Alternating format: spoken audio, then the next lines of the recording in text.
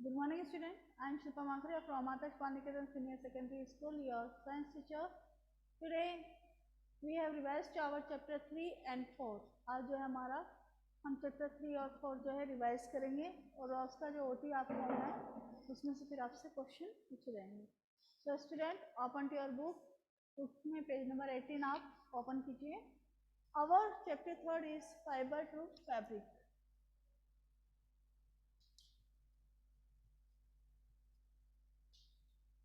Fibre to fabric.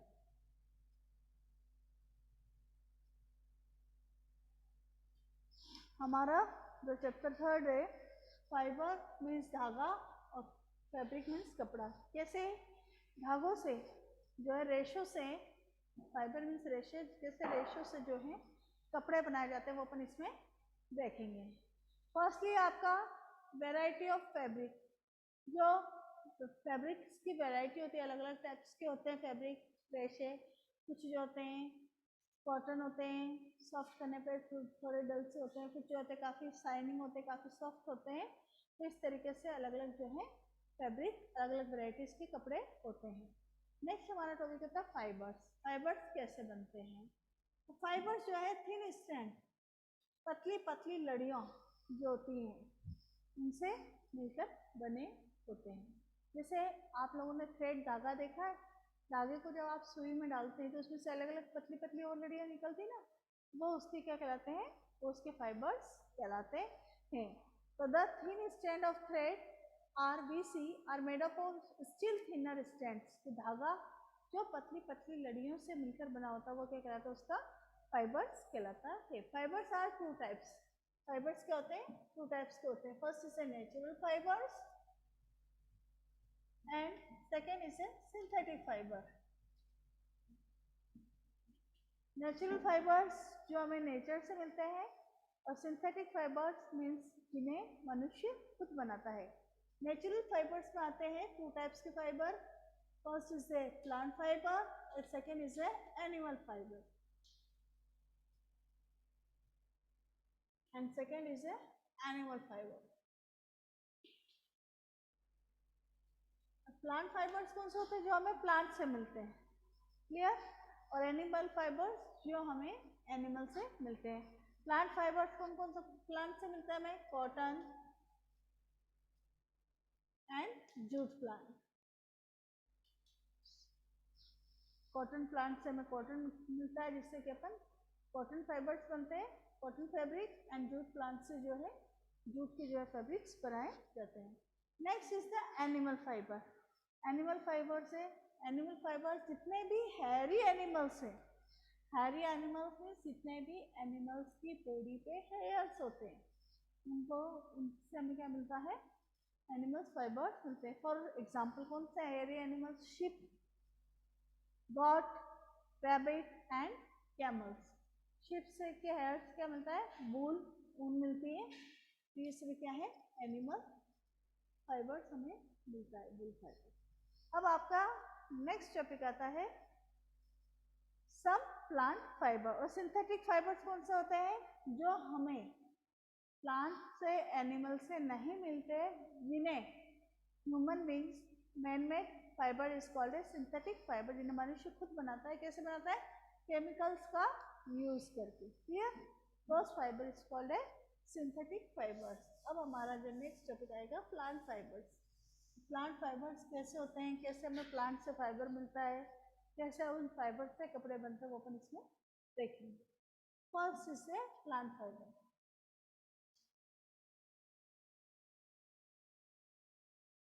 Plant fibre में first है cotton.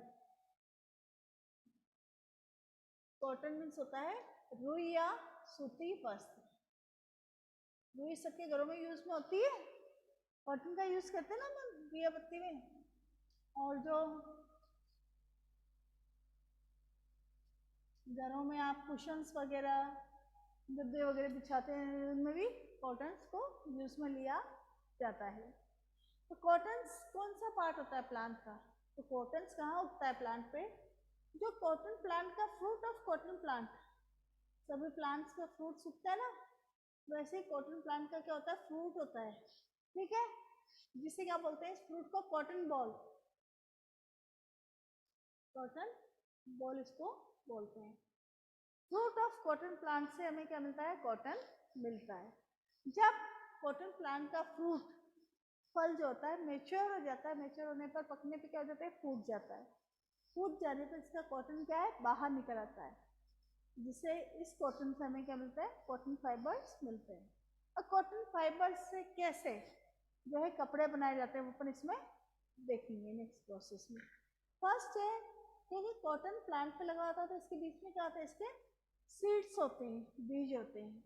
तो सबसे पहले जब अपन कॉटन फ्रूट को तोड़ते हैं, प्लांट से अलग करते हैं, तो इनके सीड्स को क्या है? बाय हैंड सेपरेट किया जाता है, अलग किया जाता है, कॉटन में से निकाला जाता है। यह प्रोसेस क्या कहलाएगी? Separation of cotton seeds from cotton ball is called ginning. यह प्रोसेस क्या कहलाएगी? गिनिंग प्रोसेस कहलाएगी। नेक्स्ट हमारा आता है जूट प्लांट।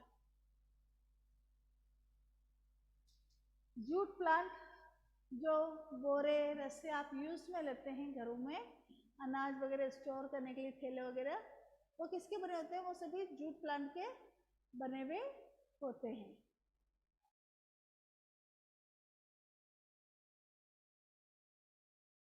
जूट प्लांट जो है कौन से भाग से मिलता है हमें? जूट प्लांट के स्टेम से।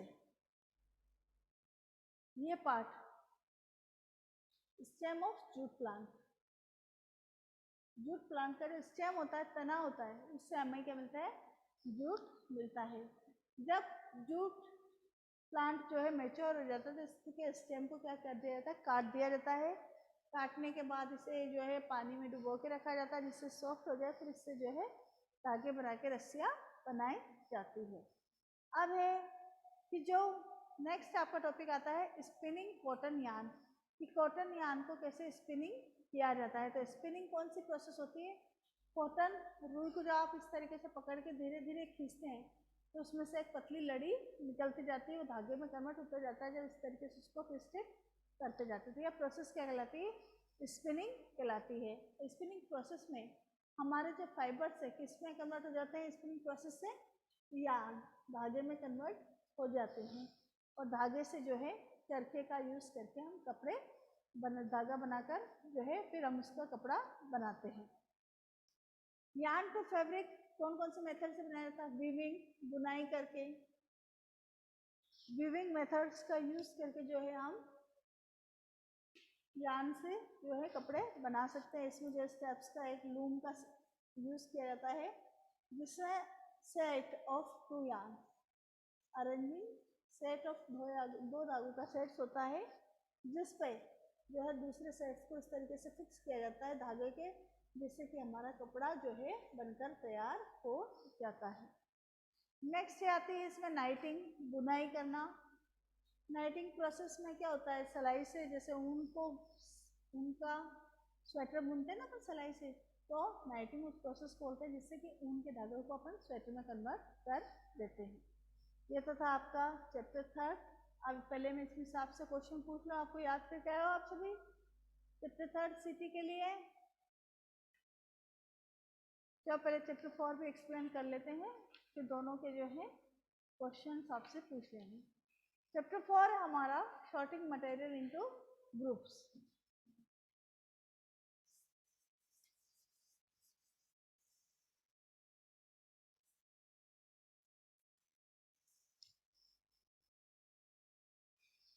चैप्टर 4 इज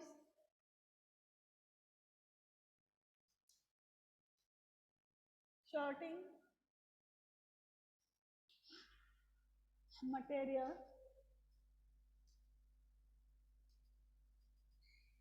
into groups, पदार्थों को उनके ग्रुप्स में डिवाइड करना। So many objects are present in around us, हमारे चारों ओर बहुत सारे क्या है? ऑब्जेक्ट, पदार्थ प्रेजेंट हैं। तो उनके कुछ जो होते हैं हार्ड होते हैं, कुछ सॉफ्ट होते हैं, कुछ वेट में हैवी होते हैं, कुछ वेट में लाइट होते हैं, कुछ जो है शाइनिंग करते हैं, कुछ नहीं चमकते। ऐसे जो हैं ऑब्जेक्ट को, सेम प्रॉपर्टीज वाले ऑब्जेक्ट को जो है एक ग्रुप में रखा जाता है ताकि हमें इन्हें ढूंढने में दिक्कत न हो। तो उसके अकॉर्डिंग जो है हम ग्रुप्स को अलग अलग ग्रुप्स में पदार्थों को डिवाइड कर देते हैं। अब कौन कौन से प्रॉपर्टीज के अकॉर्डिंग हम ग्रुप्स में डिवाइड करते हैं? फर्स्ट प्रॉपर्टी आती है आपकी इसकी अपीयरेंस। पेज नंबर 28 पे देखिए आप सभी, अपीयरेंस। अपीयरेंस मीन्स होता है दिखाई देने के आधार पर। आपको कुछ चीजें जो है क्या होता है काफी चमकती भी दिखाई देती है, कुछ चीजों में चमक नहीं होती है।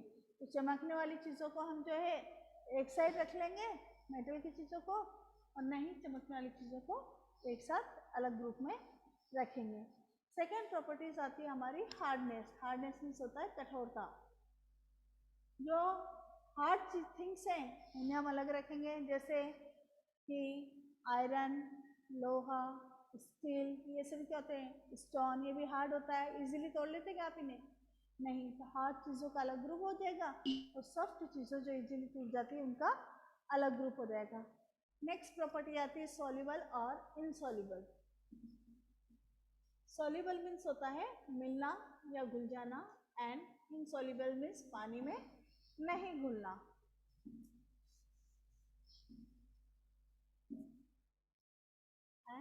Insoluble. Some things are easily dissolved in water. कुछ चीजें जो हैं पानी में इजीली क्या हो जाती है? डिजोल्व हो जाती है, घुल जाती है। वो किस में आएंगी? सॉल्युबल्स में आएंगी। For example sugar, salt, etcetera. Some things are insoluble in water. कुछ चीजें जो है पानी में इजीली नहीं घुलती, वो किस में आएगी? इनसॉल्युबल ऑफ वाटर में। फॉर एग्जाम्पल मिट्टी का बुरादा, प्लास्टिक की चीजें और सॉइल, सैंड, ये वाटर में डिजॉल्व नहीं होते। नेक्स्ट प्रॉपर्टी आती है इसमें float and sink in water. कुछ थिंग्स जो होती है क्या होती है? वाटर पे फ्लोट करती है, तैरती है, और कुछ जो है नीचे पानी में जमा हो जाती है। मतलब जिन चीज़ों की डेंसिटी वाटर से कम होती है वह पानी के ऊपर तैरती है, और जिनकी डेंसिटी वाटर से ज़्यादा होती है, हाई होती है, वह नीचे जमा हो जाती है। फॉर एग्जाम्पल वुड पीस, लकड़ी के टुकड़े, प्लास्टिक की थिंग्स, वेजिटेबल्स, फ्रूट्स, में सभी क्या है? वाटर में फ्लड करते हैं, तैरते हैं। जबकि लोहे की चाबी, आयरन नेल, ये सभी क्या है? पानी में डूब जाते हैं।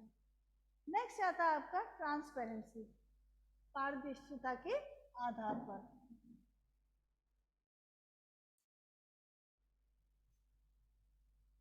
ट्रांसपेरेंसी के अकॉर्डिंग जो है हम चीज़ों को अलग अलग ग्रुप्स में डिवाइड कर सकते हैं। तो 3 ग्रुप्स है ट्रांसपेरेंसी के according.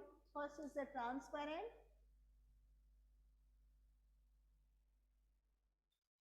Second is a translucent,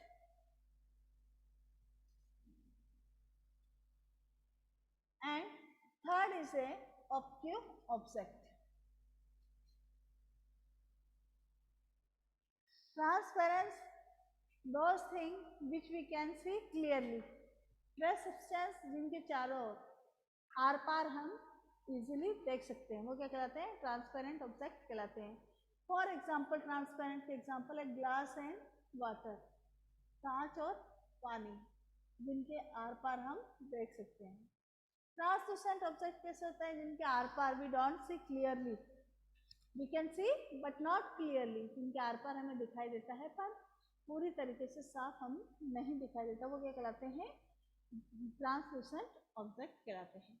for example है ट्रांसलूसेंट ऑब्जेक्ट का ऑयली पेपर, ऑयल लगा हुआ पेपर, जब भी आप पराठा वगैरह लंच बॉक्स में लाते हैं तो उसमें पेपर में ऑयल आ जाता है। जब आप उसको लाइट की रोशनी में करके देखते हैं तो उसमें से पार्शली लाइट हमें दिखाई देती है, पूरी तरीके से लाइट उसमें से नहीं दिखाई देती। नेक्स्ट है हमारा ऑपेक्यू ऑब्जेक्ट। ऑपेक्यू ऑब्जेक्ट कौन से होते हैं? जो ऑब्जेक्ट अपने में से लाइट को नहीं जाने देते, those not allowed to passes light, जो अपने में लाइट नहीं जाने देते, वो ऑब्जेक्ट क्या कहलाते हैं? ऑपेक्यू ऑब्जेक्ट कहलाते हैं। ऑपेक्यू ऑब्जेक्ट कौन कौन से हो जाएंगे? ऑपेक्यू ऑब्जेक्ट में आ जाएगा आपका ट्री, पेड़, जिनकी शेडो बनती है, वो सभी ऑपेक्यू ऑब्जेक्ट में आ जाएंगे। वॉल, दीवार, ये सभी स्टोन ऑपेक्यू ऑब्जेक्ट में आ जाएंगे। इसी के साथ जो आपका एक चैप्टर कंप्लीट हो गया है। अब आप में से किसी को इन दोनों चैप्टर में से कुछ पूछना है तो पूछ सकते हैं। इसमें से आप में से कोई टॉपिक जो आपको नहीं समझ में आया हो इनमें।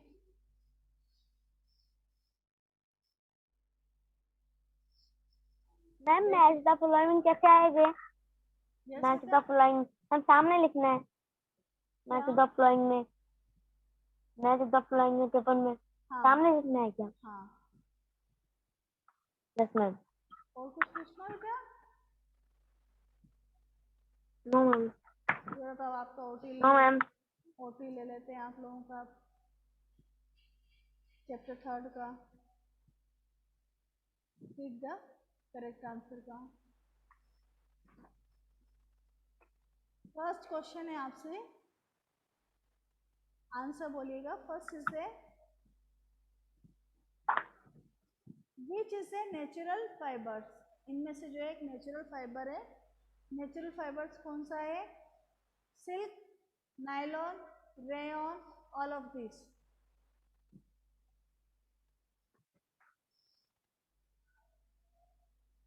दोबारा बोलना। आपका क्वेश्चन है which is a natural fibre. Natural fibres इनमें से कौन सा है? Silk, nylon, rayon, all of this. Yes, silk is the right answer. Very good. Second question है, the cloth are made up of thinner and thinner strands. जो कपड़े हैं वह एकदम पतली पतली लड़ियों से बनके होते हैं, पतली से भी पतली, है ना? उनको क्या बोलते हैं? यार्न, थ्रेड, फाइबर या fabric? Which option is right? Fibre. Fibre. Very good. किसने आंसर दिया बेटा? अनिरुद्ध। देविक कौन बोल रहा है बेटा? हमने दिया था मैम। हमने। नाम बोलो बेटा अपना। Anirudh. Very good Anirudh, very good. Next question है आपके लिए बेटा, separation of fibre of cotton from its seed. Cotton में से कॉटन के सीड को, बीज को अलग करना क्या कहलाता है? Is known as weaving, spinning, knitting और गिनिंग। कौन सा ऑप्शन राइट आएगा इसमें? मैम दोबारा बोलना option. Separation of fiber of cotton from its seed is known as weaving, spinning, knitting and ginning. Which option is weaving? ginning is a right answer. ginning जो है अभी आपको बताया था अभी मैंने बोर्ड पे कि जो कॉटन के सीड्स होते हैं उनको अपन बाय हैंड अलग करते हैं, उस प्रोसेस को गिनिंग बोलते हैं। Okay, next question is jute fibre are obtain from. Jute fibre हमें कौन से पार्ट से मिलता है प्लांट के? Seed of jute plant, stem, fruit. Yes, very good. Stem. Devik आपने बोला बेटा? Yes ma'am. Very good Devik, very good बेटा। ऑप्शन से पहले आपने आंसर बोल दिया, वेरी गुड। नेक्स्ट क्वेश्चन है आपका,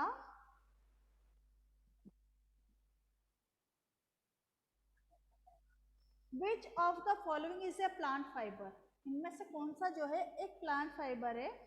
option is wool, silk, cotton and nylon. Nylon. Yes, repeat again my question, which of the following is a plant fibre. इनमें से एक जो है प्लांट फाइबर है, पौधा प्लांट से मिलने वाला रेशा है। Wool, silk and cotton and nylon. Wool, cotton. Cotton, very good. Cotton right answer है। कॉटन अभी पढ़ा ना, प्लांट से मिलने वाला फाइबर है, प्लांट फाइबर है cotton. Yes ma'am. Very good. अब जो है आप लोगों को और कुछ पूछना है क्या इसमें बेटा इस चैप्टर में? No ma'am. No ma'am. Chapter 4 का भी ले लेंगे। आपका रेडी है क्या चैप्टर 4? Yes ma'am. ओके, चलो चैप्टर 4 का भी पूछ लेते हैं आपसे थोड़ा सा क्वेश्चन। आपके लिए जो फर्स्ट क्वेश्चन है,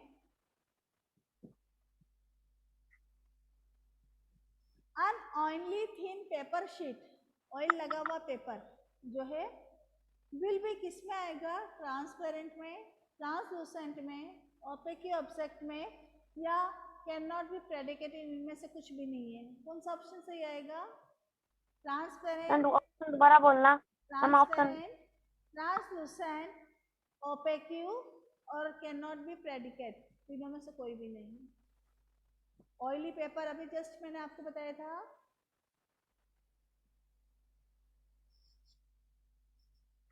ट्रांसल्यूसेंट में, ट्रांसपेरेंट में तो इनके आर पर हम क्लियरली देख सकते हैं, वाटर एंड एयर आता है इसमें से। नेक्स्ट क्वेश्चन है कि जो आपका कि which is a set of transparent material, इनमें से जो है एक सेट है ट्रांसपेरेंट मटेरियल का। Glass and water, sorry water and air, second would and stone, third would and rubber and fourth none of this. कौन सा है ट्रांसपेरेंट ऑब्जेक्ट का ग्रुप? फर्स्ट वाला। फर्स्ट वाला, वेरी गुड बेटा, वेरी गुड। अब इसमें से किसी को कुछ पूछना है दोनों चैप्टर में से? No ma'am. ओके बेटा, लीव योर क्लास, टेस्ट के लिए प्रिपेयर रहना है ना बेटा, अच्छा करना, बेस्ट ऑफ लक बेटा।